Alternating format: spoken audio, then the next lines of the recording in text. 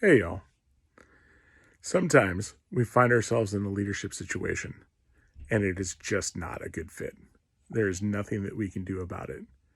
Part of the law of magnetism says that we draw those that are like us. So if we're trying to lead a 3 or a 4, but we're a 7 or an 8, that's just not going to work because the 3 and the 4 don't want to work as hard or don't have the strength to keep up with where you are at. Conversely, if you're a 5 or a 6, you're not going to be able to lead an 8, 9, or a 10 well. In fact, at all, because they've already been there. They've already done that. They already know how to get through the struggles that you're getting through, and it just doesn't line up or it just doesn't match well. And so in other videos, I've talked about how to make those differences change if you want to change those differences.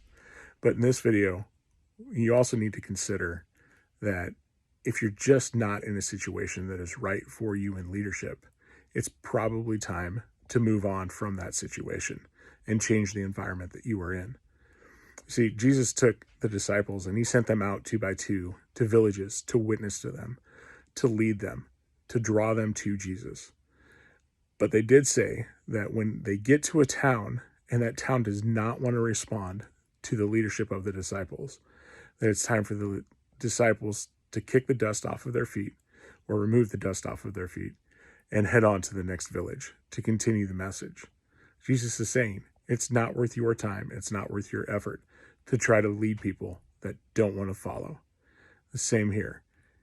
If people don't want to follow or you don't have the capability of leading in the environment that you're in, then it is time to change the environment that you are living in and find a different place to cultivate your growth or to find people that will be led by you well. So go and live beyond average.